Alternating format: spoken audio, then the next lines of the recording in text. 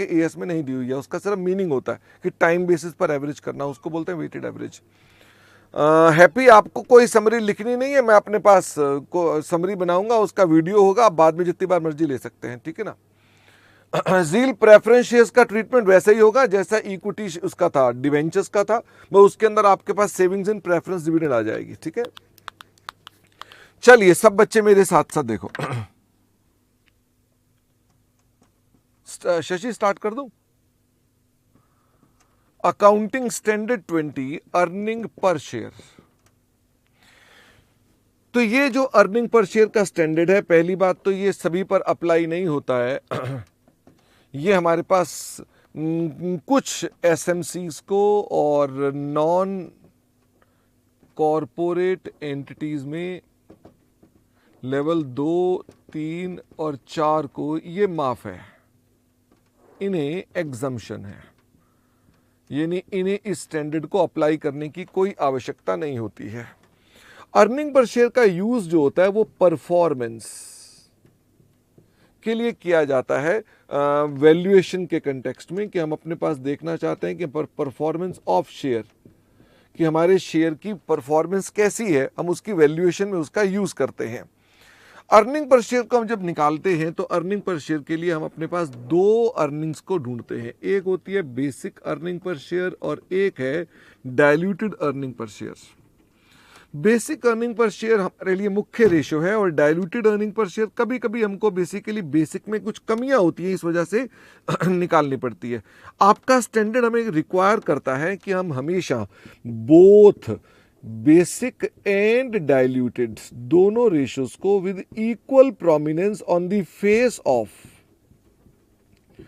Profit and loss disclose करें, for each class disclose करें। आपके पास जितने तरह के शेयर्स हैं उसके लिए डिस्क्लोज करें, और चाहे वो क्यों ना नेगेटिव हो, इवन इफ नेगेटिव, अगर वो नेगेटिव है तो भी अपने पास उसे डिस्क्लोज करना होता है। ये हमारी डिस्क्लोजर रिक्वायरमेंट भी बन जाती है। और फिर आ गई थी बात बेसिक और डाइल्यूटेड की, तो मैंने आपको इसके अंदर कुछ फॉर्मूले बताए थे। इसका फॉर्मूला क्या था? Earnings attributable to equity share holders divided by weighted average of outstanding equity shares. जब मैंने आपको ये फॉर्मूला बताया तो इसके अंदर बताया वेटेड एवरेज का क्या मतलब है। वेटेड एवरेज का मतलब है जिसके अंदर आप अपने पास टाइम बेस्ड एवरेज करते हो, जिसमें आप वेट किसका लगाते हो? आप वेट लगाते हो टाइम का, महीनों का, दिनों का, आप उसका वेट लगाते हो। आउटस्टैंडिंग का क्या मतलब है? जो शेयर्स इशूड एंड सब्सक्राइब्ड हैं। तो मुझे ये बताओ, जो शेयर फ्यूचर में इशू करने हैं, क्या वो हमारे पास बेसिक अर्निंग पर शेयर में आते हैं? The answer is no. Outstanding चाहिए। हम प्रेफरेंस शेयर देखते हैं कि इक्विटी देखते हैं? ओनली इक्विटी शेयर देखते हैं। तो हम अपनी वेटेड एवरेज में इन बातों का ध्यान रखते हैं। फिर बारी आई कि हम अपने पास अर्निंग एट्रीब्यूटेबल को कैसे कैलकुलेट करते हैं। तो मैंने कहा अर्निंग एट्रीब्यूटेबल को कैलकुलेट करने के लिए हम लोग अपने पास EBIT से स्टार्ट करते हैं, जो कि करेक्ट होनी चाहिए, विदाउट एनी एरर होनी चाहिए। इसमें से हम लेस कर देते हैं। हम इसमें से क्या लेस करते हैं? इसमें से इंटरेस्ट, जो आपका एक्चुअल चार्ज है, जितना ब्याज एक्चुअल में लगा है। इसका मतलब अगर डिवेंचर्स ड्यूरिंग द ईयर आए हैं तो पार्ट ऑफ द ईयर के लिए इंटरेस्ट आएगा, या बीच में कन्वर्ट हो गए हैं तो पार्ट ऑफ द ईयर के लिए ही इंटरेस्ट आएगा। यहां ढूंढने के बाद जो निकल कर आता है उसे बोलते हैं PBT, जिसके अंदर से हम लेस कर देते हैं टैक्स। तो हमारे पास तब निकल कर आता है PAT। PAT निकालने के बाद हम इसमें से माइनस कर देते हैं प्रेफरेंस का डिविडेंड। जब प्रेफरेंस का डिविडेंड माइनस करना होता है तो उसके लिए आपको कुछ रूल्स हैं। अगर वो क्यूमुलेटिव प्रेफरेंस शेयर्स हैं, तो आपको अपने पास डिविडेंड हमेशा माइनस करना पड़ेगा ही, डिक्लेयर्ड हो या नॉट डिक्लेयर्ड हो, दोनों केस में आपको अपने पास माइनस करना पड़ेगा। इसके अलावा अगर नॉन क्यूमुलेटिव प्रेफरेंस शेयर्स हो तो आपको उसे तभी घटाना है अगर वो डिक्लेयर्ड है तो। और अगर क्वेश्चन साइलेंट है तो हम हमेशा एज्यूम करते हैं कि हमारे पास डिविडेंड डिक्लेयर्ड है, तथा हम एज्यूम करते हैं preference share capital is always cumulative, यानी दीज आर दी अजम्पशंस जो हम अपने पास अप्लाई करते हैं। इसके अंदर पुराने जमाने में कॉर्पोरेट डिविडेंड टैक्स भी होता था, आजकल वो कोई कॉर्पोरेट डिविडेंड टैक्स नहीं है, डिविडेंड डिस्ट्रीब्यूशन टैक्स भी बोलते थे, वो हट चुका है। इसका मतलब हमारे पास इसी को कहा जाता है earning attributable to equity share holder. किसी भी तरह के ट्रांसफर टू रिजर्व, अगर क्वेश्चन कहता है जनरल रिजर्व में ट्रांसफर कर दो, इज नॉट रेलेवेंट।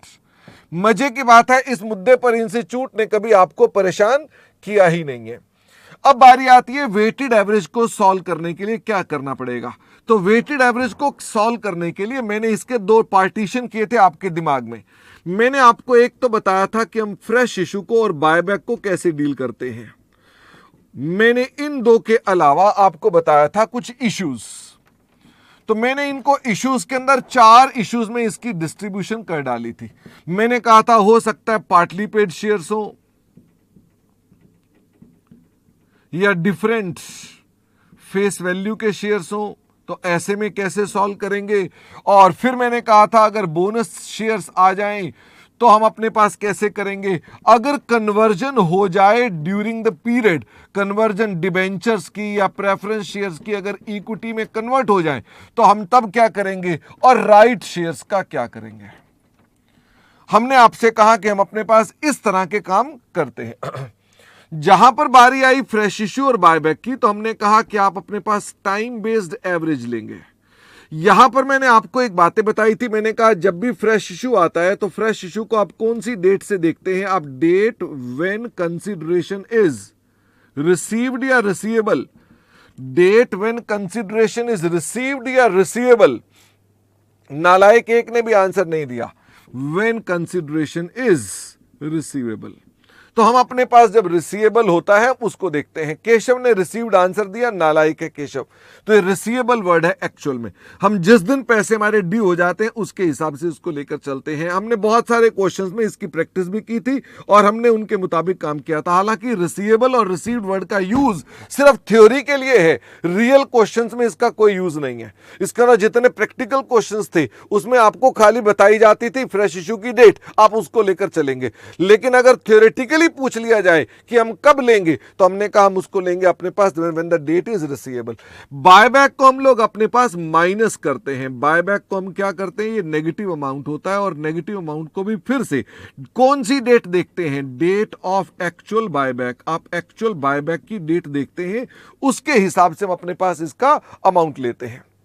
इसके अलावा हमने अपने पास जब बोनस शेयर कहा था तो बोनस शेयर के लिए हम अपने पास जो लेते थे पीरियड, हम इसमें क्या देखते थे, डेट ऑफ इशू देखते थे या कोई और डेट देखते थे। हमने इसके अंदर कहा था इसमें date of issue is not relevant, वो रेलेवेंट नहीं है। आप इसको क्या लेते थे, since beginning of reporting period. इसका मतलब अगर मान लो सवाल में 2 वर्षों का डेटा है तो क्या दोनों वर्षों के अंदर आपको बोनस को कंसिडर करना पड़ेगा, द आंसर इज यस। इसका मतलब बोनस के लिए हम हमेशा इस तरह से कंसीडर करते हैं since beginning of the year. ऐसा इसलिए करते हैं क्योंकि बोनस आपके पास असल में अर्निंग को अफेक्ट नहीं करता, इसे लेना ही नहीं चाहिए, पर लेते हैं ताकि लोगों को समझ में आ सके, उनकी बेटर इंटरप्रिटेशन के लिए इसे लिया जाता है। बोनस शेयर के अंदर आपको अदरवाइज और कोई कॉम्प्लेक्सिटी नहीं होती है, तो बोनस शेयर से आपको अपने पास बस केवल अपनी अर्निंग पर शेयर निकालनी पड़ती है। जो रेशो आपके पास लास्ट ईयर की होती है, लास्ट ईयर की रेशो जब आप रिवाइज करते हो तो लास्ट ईयर की रिवाइज रेशो को क्या बोलते हैं, is called restated earning per share या रीकैलकुलेटेड अर्निंग पर शेयर या रीएडजस्टेड या एडजस्टेड अर्निंग पर शेयर। ये उसके कई नाम हैं। मुझे उम्मीद है आपको एग्जाम में कोई भी नाम आ जाए तो आप उसका यूज कर लेंगे। इंस्टीट्यूट चूंकि इनमें से कोई भी नाम यूज करता है तो मैंने भी आपको सारे नाम बता दिए। जब आप एक्चुअल में कन्वर्जन देखते हैं तो कौन सी डेट देखते हैं, date when date is ceased या date when interest is ceased. इसका मतलब जब ब्याज लगना बंद हो जाता है आप उस डेट से कन्वर्जन को अपने पास कंसीडर किया करते हैं। तो अगर मान लो during the year convertible debentures convert हो जाए तो क्या बेसिक पर अर्निंग पर शेयर में पार्ट ऑफ द ईयर के लिए आएगा। बाई चांस आज हमने 2-4 एग्जांपल भी किए। जिसके अंदर हमने ड्यूरिंग द ईयर कन्वर्जन कराई थी। तो क्या उन कन्वर्जन में हमको उस पार्ट ऑफ द ईयर को लेना पड़ेगा? द आंसर इज यस, उस पार्ट के लिए लेना पड़ेगा। इसमें कोई दिक्कत नहीं होती है, नॉर्मल है। इसमें आपकी प्रीवियस ईयर की रेशो का कोई लेना देना नहीं होता, प्रीवियस ईयर रेशो को यहां पर रीस्टेट नहीं करते हो। जहां पर पार्टली पेड शेयर्स आए थे या शेयर्स जिनकी different different paid up values थी, तो मैंने आपको इसके लिए कहा था बेटा ऐसे सवालों को करने के लिए बेस्ट अप्रोच क्या है कि आप अपने पास कन्वर्ट कर लो shares into shares of ₹1 each. आप ₹1 का शेयर पहले बना दो कि भाई अगर ₹1 का शेयर होगा तो कैसा रहेगा। जब आप ₹1 का शेयर बना देंगे तो आपके पास जो बेसिक अर्निंग पर शेयर निकलेगी वो भी पर रुपी निकलेगी, वो भी पर रुपी निकलेगी। सारा सवाल वैसे ही होगा, पर रुपी निकलेगी। फिर मैंने आपसे कहा था ऐसे सवालों में फिर आपको बेसिक अर्निंग पर शेयर निकालने के लिए इस रुपए को मल्टीप्लाई करना पड़ता है आईसीआई के हिसाब से। किससे मल्टीप्लाई करना पड़ता है? पेड अप वैल्यू से। और रियल में हमें मैंने कहा था किससे मल्टीप्लाई करना पड़ता है? फेस वैल्यू से। बट हम अपने पास अभी इंस्टीट्यूट से झगड़ा नहीं करते, इसलिए हम बोलते हैं जितना जितना पेड अप है। मान लो शेयर, मान लो 3-4 तरह का पेड अप है, कोई ₹10 पेड अप है, कोई ₹20 पेड अप है, कोई ₹5 पेड अप है।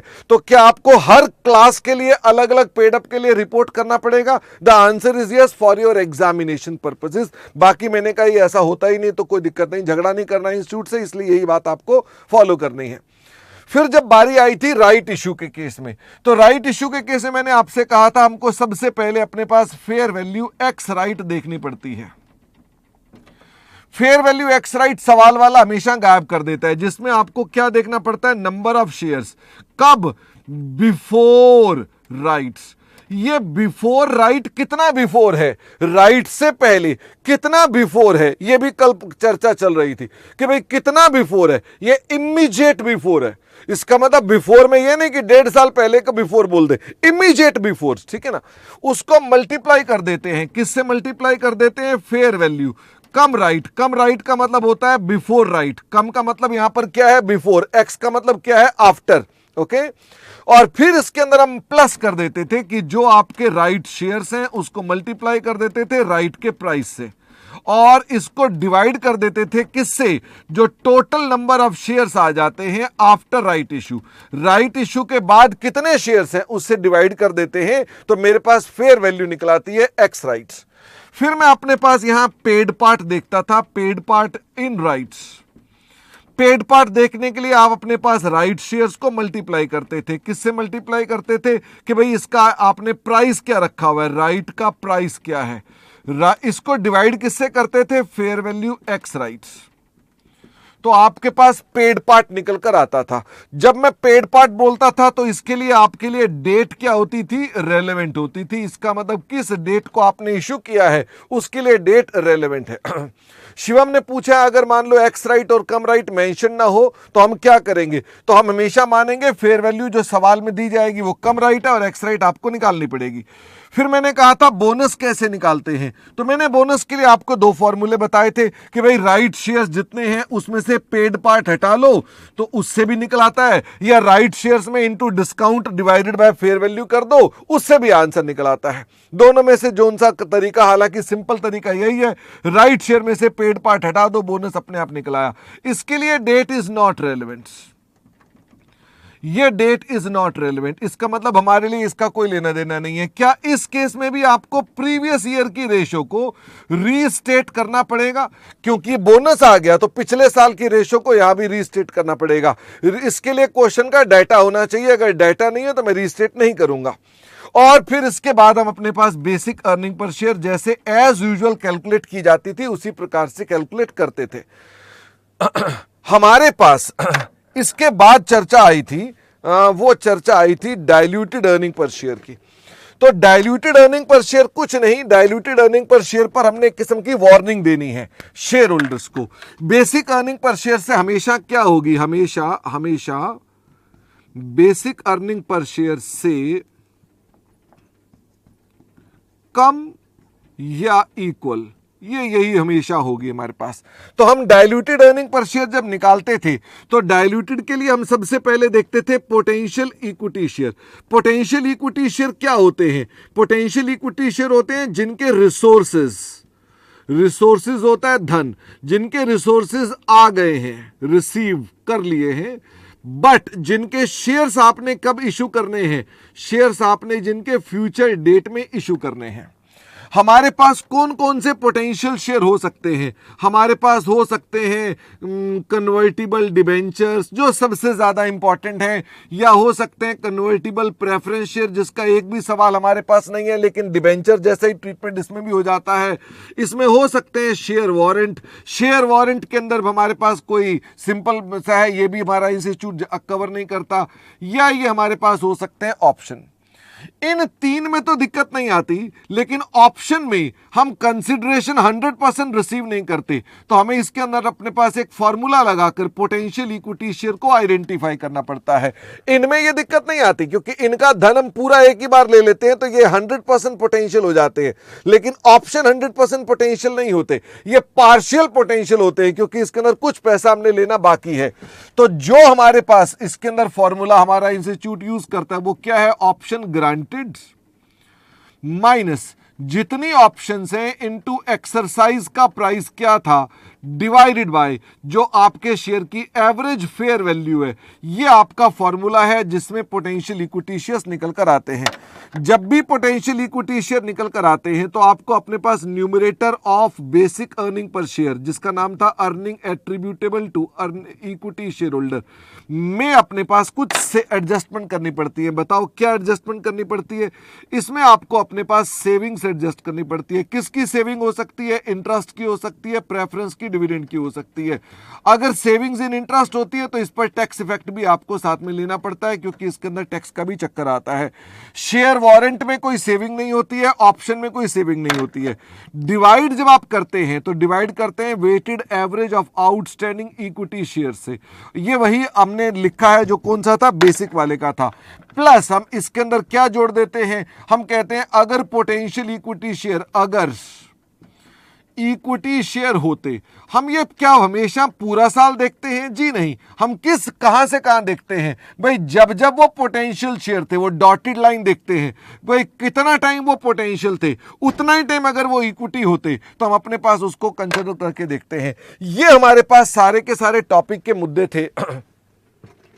अब हमारे इंस्टीट्यूट ने जो हमको क्वेश्चंस पूछे हैं, वो कौन कौन से क्वेश्चंस पूछे हैं? हमारे इंस्टीट्यूट ने हमको जो क्वेश्चंस पूछे हैं,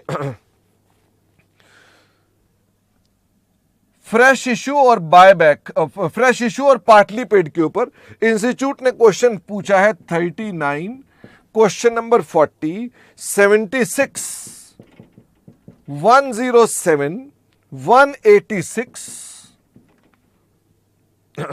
243 और 270। तो यानी इतने सारे सवाल तो इंस्टीट्यूट ने इन दो कॉन्सेप्ट पर पूछे हैं। इसके अलावा राइट इश्यू पर क्वेश्चन पूछे हैं इंस्टीट्यूट ने, क्वेश्चन नंबर 42, क्वेश्चन नंबर 64, 114, 188, 190, 194, 238, 254। इससे आपको पता चल जाना चाहिए कि इंस्टीट्यूट का फोकस क्या है। इसके अलावा बोनस पर इंस्टीट्यूट ने एक ही क्वेश्चन पूछा है, क्वेश्चन 41। इसके अलावा ऑप्शंस पर इंस्टीट्यूट ने दो ही सवाल पूछे हैं। ऑप्शन पर कौन कौन से क्वेश्चन है? 44 एंड 106। इसके अलावा जो कन्वर्टिबल डिवेंचर्स हैं, कन्वर्टिबल डिवेंचर्स पर क्वेश्चन पूछे हैं उसने, question number 43, question number 108, question number 187, 189, 189 थोड़ा साफ कर दो, 191, 23, 191, 192, 193, 195। इसके अलावा एक जनरल थ्योरी का क्वेश्चन पूछा है उसने। जनरल थ्योरी में हमारे पास उसने पूछा है कि किसकी डेट क्या होनी चाहिए, जैसे इसकी डेट क्या होनी चाहिए, इसकी डेट क्या होनी चाहिए, तो मैं उसको जनरल थ्योरी बोल देता हूं। जनरल थ्योरी पर जो उसने क्वेश्चन पूछे हैं वो है हमारे पास 105 एंड 278, 105 एंड 278। तो आपको अब इससे ये आइडिया लग गया कि इंस्टीट्यूट जो क्वेश्चन पूछ रहा है वो अपने पास ज्यादा क्वेश्चन किसके पूछ रहा है। देखो ज्यादा क्वेश्चन राइट के पूछ रहा है आपका इंस्टीट्यूट। अर्निंग पर तो उसने आज तक कोई मुद्दा कॉम्प्लेक्स किया ही नहीं है, तो आपको इससे पता चल जाना चाहिए कि अर्निंग पर ज्यादा चक्कर नहीं डालता। ये जितनी बातें करी, साइलेंट को ये हो, ये ज्यूम करना, प्रेफरेंस है, क्यूमुलेटिव है, इंटरेस्ट को लगाओ, करेक्ट करो, ये सब बातें जर्नलिज्म में, ये इंस्टीट्यूट इस पर अक्सर क्वेश्चन नहीं पूछता। वो आपको एवरेज को निकलवाने पर फोकस करता है, पार्टली पेड पर फोकस करता है, बोनस पर बस एक ही बार सवाल पूछा है, कन्वर्जन के बारे में तो बात ही नहीं करता कि ड्यूरिंग द ईयर कन्वर्ट हो। वो कन्वर्जन की बात करता है लेकिन यहां पर करता है, यहां बीच में कन्वर्जन नहीं करता। ये हमने अपने पास मार्जिन के लिए किया है। वो ज्यादा चीजें राइट पर पूछता है। फिर इसके अंदर ऑप्शन के अंदर भी वो कॉम्प्लेक्स नहीं करता, सिर्फ पूछता है कि इनमें पार्टली पोटेंशियल कैसे ढूंढेंगे। इस पर 2 सवाल है। ज्यादा सवाल उसने सिर्फ डिवेंचर्स के अंदर ही चेक किए हैं आपके कि डिवेंचर्स कन्वर्टिबल हैं कि नहीं है, उनके हिसाब से पोटेंशियल का क्या होगा। बस यही आपके पूरे चैप्टर की समरी थी, इसमें आपने और कुछ नहीं करना है। मैं इसका प्रिंट आउट ले लिया। शशि से रिकॉर्डिंग को बंद कर दो। अब मुझे ये बताइए